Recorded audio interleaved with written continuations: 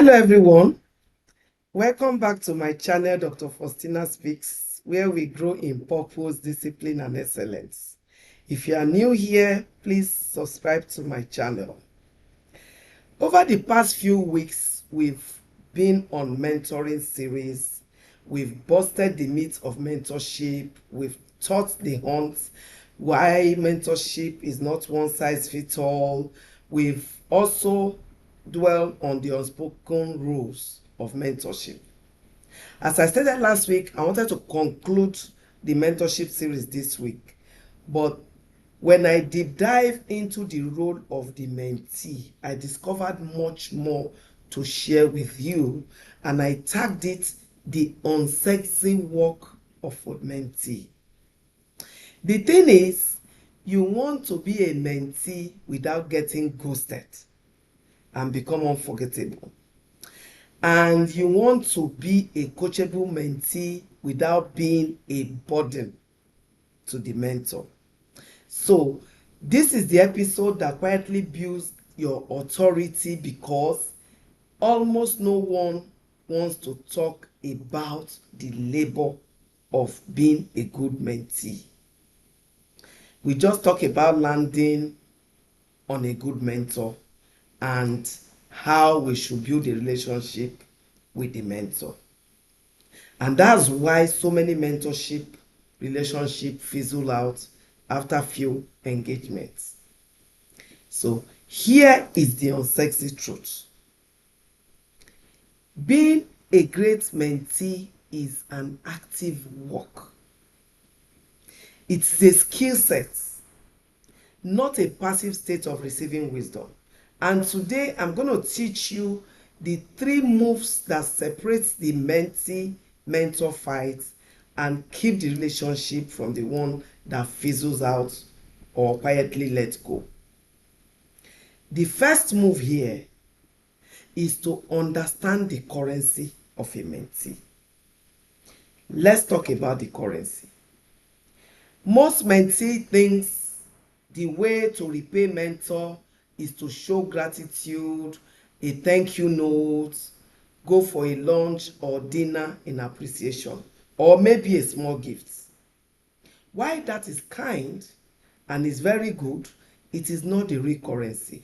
The real currency of a mentee is a proof that the advice you were given landed somewhere.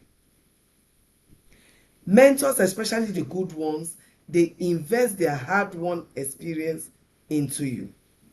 What they want back is not a thank you card or a lunch. They want to know that the words they've given to you, the advice they've given to you, changed something you did. And this brings me to the single most powerful habit you have to build as a mentee. And I call it closing the loop. What do I mean by that? Closing the loop means after a conversation, you send a message that goes like this to your mentor. I have implemented the suggestion on XYZ, and here is specifically what happened. Thank you. It genuinely shifted my position. It genuinely shifted my approach and helped me to overcome that particular challenge. First, you've demonstrated action. You are not just listening. Second, you've given them a specific result, which is deeply satisfying for someone who has invested in you. And third, you've opened up the door for another conversation. The second move, diagnose advice before you swallow it wholly. Now, here is where the mentee role gets harder and even more sophisticated than you think.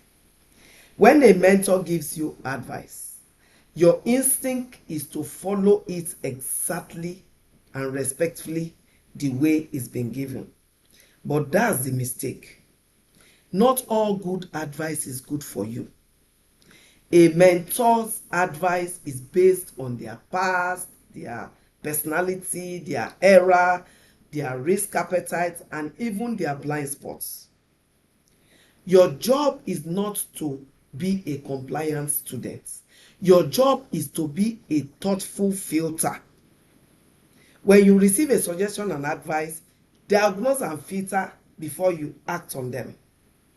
Let me give you the 3 mental filter models you can use to diagnose the advice given to you. The first filter is the context. Did your situation match theirs as at that time?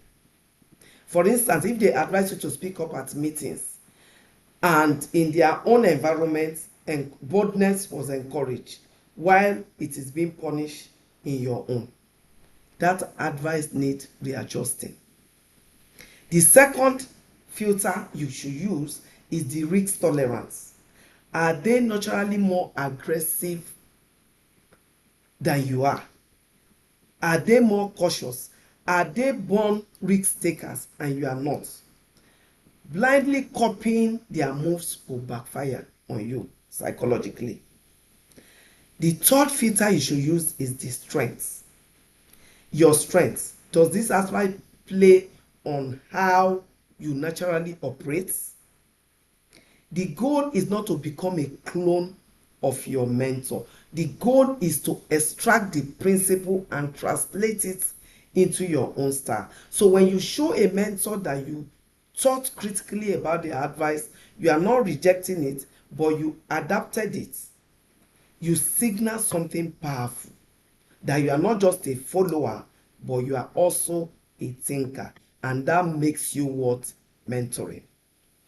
The third move is that this one is a bit controversial, is for you to know when to break up with a mentor. This is a conversation almost nobody wants to talk about, but it is what the young professionals need most. Sometimes you need to end your relationship with a mentor, because staying too long out of guilt or passivity can actively damage your career. So you watch out for the red flags, and when you notice those red flags, such as outdated advice, maybe something that have happened 20 years ago or 30 years ago, forgetting that now we are in a digital world, it is time to shift.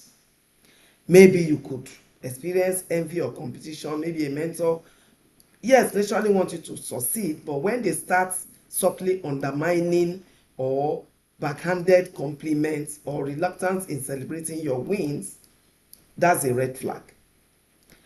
Also, the prosy mentee, which means you're mentoring a younger version of themselves. They are trying to make you a younger version of themselves. That way, it's time to shift. You will feel pressured to make the choice that you ordinarily would not want to make. It's time to take a shift. Also, when you feel so obligated and you are not energized, the relationship is running on fumes of politeness, but not a genuine growth, it is also a red flag. So if any of this land your way, please take a graceful exit. You don't need a dramatic breakup conversation. All you need to do is simply dilute the relationship nicely, naturally, reduce the frequency, still express your gratitude, but protect the relationship without letting it consume you. So let's put this together. Being a great mentee is not about being the most graceful. It is not about being the most agreeable. It is about being the most intentional. So you close the loop, you prove that advice became action, you filter advice through your own context, risk and strength, and you have the courage to exit when a mentorship stops serving your growth. That will be all I have for you today. Next week, we'll try to bring the mentorship series to a close. so that we can go to other important topics. Thank you, and I'll see you all next week.